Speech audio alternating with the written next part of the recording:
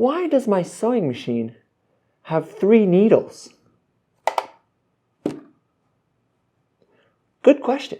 This is what's known as a cover stitch machine, and to best understand it, I think we need to take a step back. With a regular sewing machine, I can sew in a straight line, I can do a zigzag, there's a couple fancy stitches, but predominantly it's used to stitch together 2 pieces of fabric.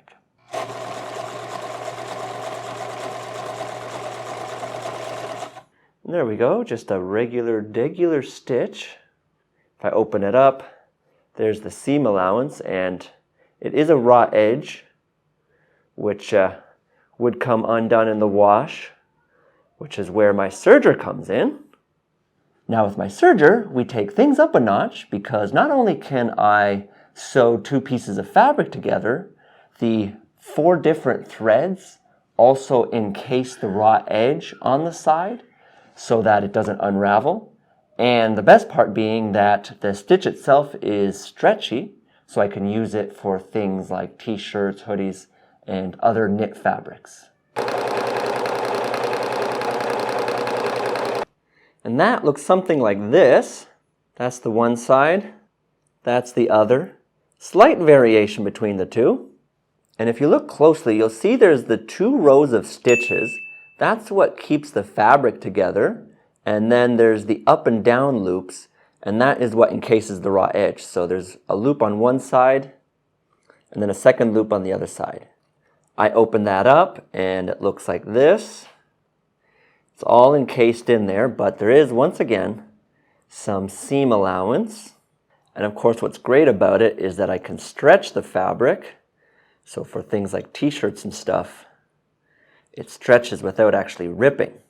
Now the cover stitch, think of this as a specialized serger, in that not only can it sew the fabric together and encase the raw edges, but what it specifically does is it sews the fabric flat.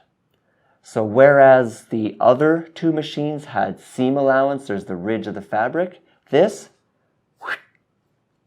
sews it perfectly flat. The simplest way to use this machine is for a hem. So I've done a single fold over of how much I want, and then I'm going to have the side that gets hemmed facing downwards, and I essentially want to align it with this 3rd line here, because that 3rd line matches up with this 3rd needle here.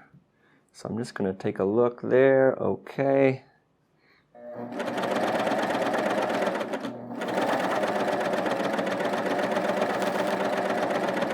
So on the outside or front are the 3 stitches as one would normally expect, but then on the back, the raw edge has been encased in this weaving sort of pattern. And what's great about it is that it's really nice and flat, and we don't get any sort of a ridge, and it doesn't require that 3rd roll in on the hem the way one would need to on a typical sewing machine. Also, it has stretch the same way a serger does, which is amazing. And if this pattern on the inside looks familiar, go look at the t-shirts that you've bought from the store, your joggers, your hoodies. They all use this cover stitch technique. Now, typically the store-bought stuff doesn't have 3 stitches, but I'll get to that in a minute.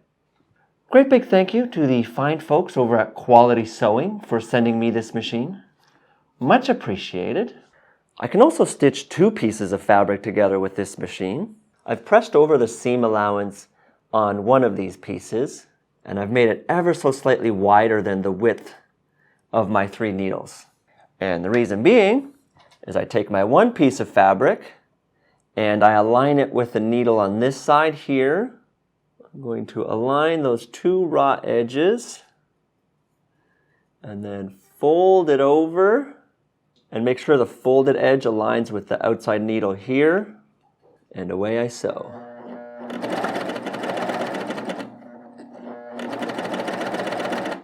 And what's great about them is that it's just a wonderful group of folks running this business. You can give them a call and talk to a real person for some advice on which machine to pick, or check out some of the favorites listed at my URL here. And voila, I've stitched together my 2 pieces of fabric. Got those 3 stitches on the front there. On the back, the raw edge is encased in there once more. Now I'm doing this on a knit fabric, but where you might see this sometimes is on the side of a pair of jeans, for example. And those 3 stitches are going to make things real nice and sturdy. And best of all, you can save 10% with the coupon code CORN, which means we've now got a new corn to add to the list, coupon corn. We need to get more coupon corns in here, don't you think? Save some money. If I don't want 3 stitches on the front, I can remove any one of these 3 needles. And if I remove the middle one, it's just going to be a super wide one. Or if I remove one of these side needles, well, it's just going to make that stitch considerably more narrow. So it really comes down to preference. On the garments that you buy from the store, it's typically going to be the narrow one for t-shirts. If it's a bulkier fabric, then maybe they go super wide. Fun little detail, this machine comes with this little brush here, but on the other end there's this tiny little hole. So I start by just snipping the thread, and then with that tiny little hole, I just slide it up the needle, so that way I can hold it when I'm undoing it. Go ahead and loosen that. And that way, I don't have to worry about the needle falling down in there. And boom.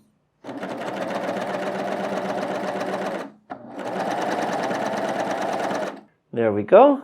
That's the 2 stitches on the front, and that's the back, raw edge enclosed once more. What I find interesting is on the back, this is the one with the 2 row of stitches, this is the one with 3, is that the pattern in the back ends up changing a little bit.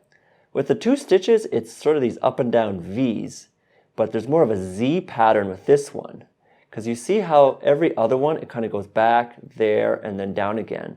And essentially that middle thread is grabbing it and looping it back to the earlier one. So there's one straight and then a Z, and then one straight and then a Z. Whereas this one just goes up and down. If I want, I can reduce it down to even just a single needle.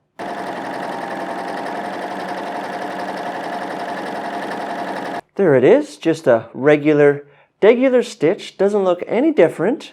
We've all seen this before. But then on the back, it produces this slightly thicker chain stitch.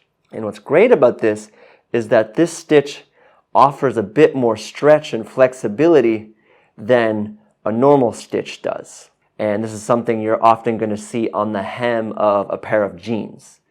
Areas that might get some stretch, but need to be solid. Fun fact, apparently early sewing machines, when they're first being invented, did a chain stitch like this, but it comes undone very easily if it isn't closed properly. Editing corn, pop in a demo. I unpicked the back thread here. You can still see the loop of the front one there. And but it's still used today on jeans, like I said, but also those of you who are farmers or somehow adjacent to farming have probably seen these on the big old sacks of grain. At the grocery store, if you buy the big sacks of rice, they have them as well. So, a useful stitch nonetheless. As always, you can support my content by becoming a member on Patreon and being one of the juicy kernels on the corn cob, or become a member right here on YouTube. You get access to the group chat, exclusive content, and if you're a top tier supporter, get your name in the video.